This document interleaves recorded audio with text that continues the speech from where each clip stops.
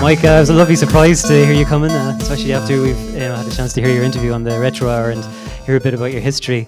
A few of us were just saying earlier, when we were kids, like to buy a piano could be quite expensive, and computers actually, the Amiga, gave us a lot of freedom to experiment with music and stuff. So I'm just curious how you, what your first steps were, how you got into music, and maybe what you're doing now with Tommycom.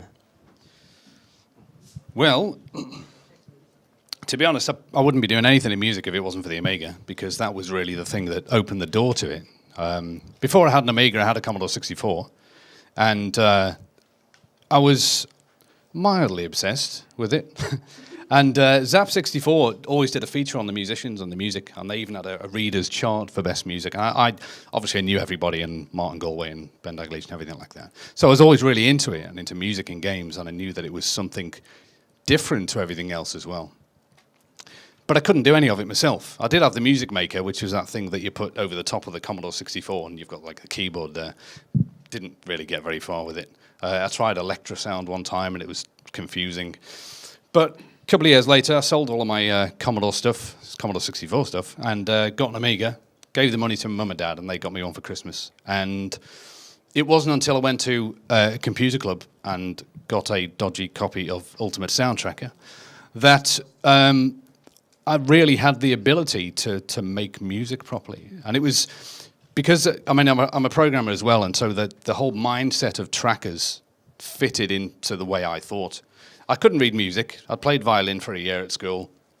I played a bit of keyboards, but I couldn't read music. But trackers were very, very rigid, very robotic, very programmery. So it made sense to me, and instantly, sticking notes in, there we go, dum, dum, dum, dum, it was perfect.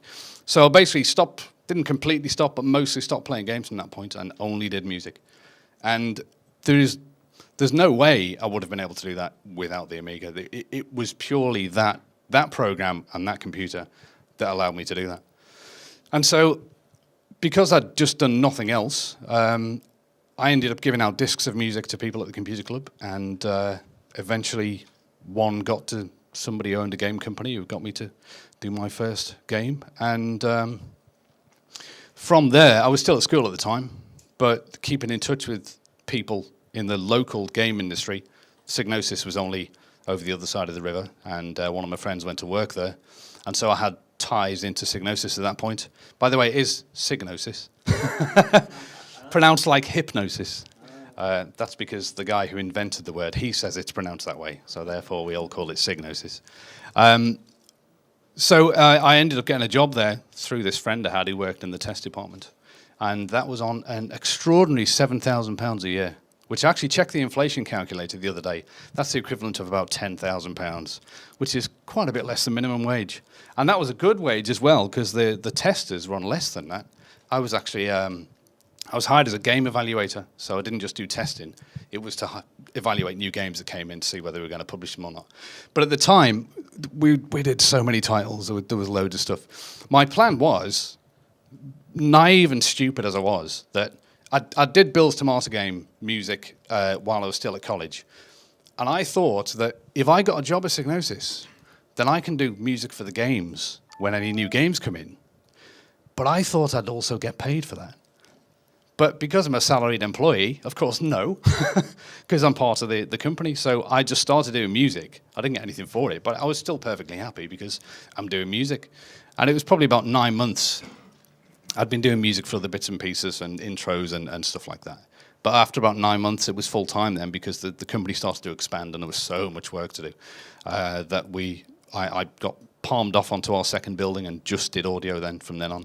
And everything was on the Amiga, literally everything. Even when we started doing Mega CD stuff, that was still all done in Pro Tracker. When I did the Super Nintendo music, it was all in Pro Tracker, and then I'd convert it into the assembly language. We bought David Whittaker's player, and I had to manually do it in machine code, but I always did it in Pro Tracker first.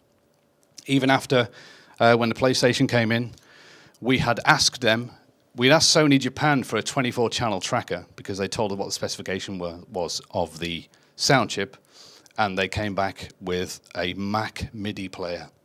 So that didn't work out very well, so we had to buy Macs, and we had to have a Mac board. Nevertheless, still did all of the music on the Amiga. And that stayed until, right through, really. I carried on using my Amiga for music until about 2011, when it died.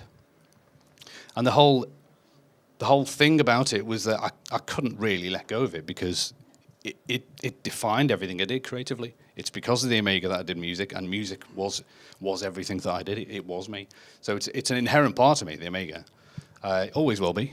And I would like to switch my Amiga on again, but I suspect that the battery's burnt well into the motherboard by now. But we'll see. One day it will. So yeah, my main tool was Pro Tracker.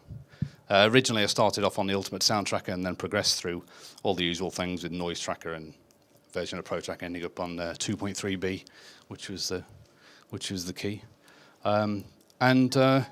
Yeah, from there we expanded into doing full music. When CD audio came in, it was like a split between doing the tracker stuff and doing the CD stuff. For example, when we did. When Microcosm was ported to the CD32, all of the streaming was coming off CD for video, so it couldn't do any audio. So I had one of the programmers convert the Pro Tracker player to the Mega CD, and then Tim Wright did a bunch of music.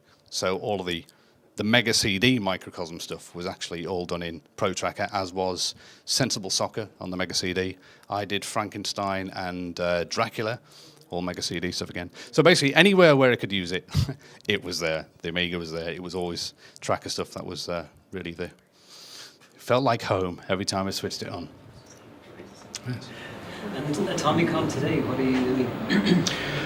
Well, from about 2001, I got into doing full-time audio programming, and I still do music for games, but I was doing more programming.